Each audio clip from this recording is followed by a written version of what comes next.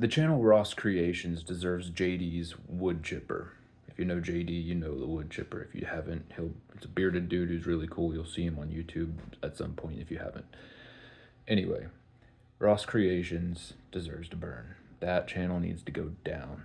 Avoid watching his content at all costs. The people you watch, you need to hold them accountable. Just because you like the stuff that they've done in the past doesn't mean that you should just let them get away with poor behavior. Now, people can change, people make mistakes, I get that. But you need to at least call out, whether it's your friend or family, you need to call people out when they're doing horrible stuff. The channel Ross Creations was catapulting a possum and was hoping it would explode. He was bummed when it hit the ground and just limped away. What the heck, dude? That's life.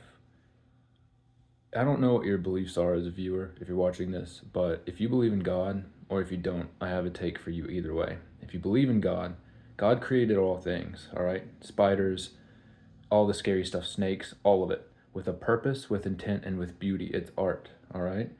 Just because you don't like it doesn't mean it's bad. Just because you think it can hurt you doesn't mean it's bad or that it will. We as humans are very ignorant. We just assume we know everything and then we make decisions based off of it.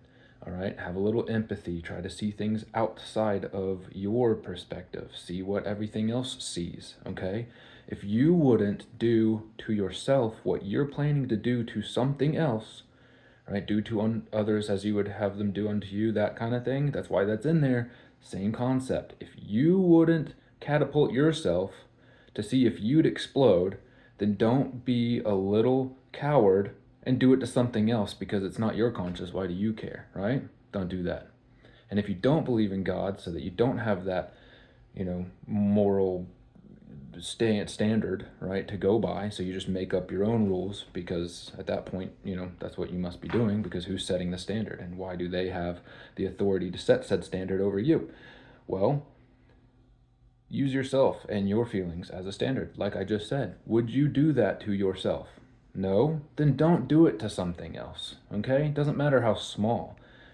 What makes that thing's life less important than yours? Are you a spider that's being stepped on? You don't have that perspective of what that must be like to the spider. You just assume, ooh, spider small, spider stupid, spider not human. I crush now.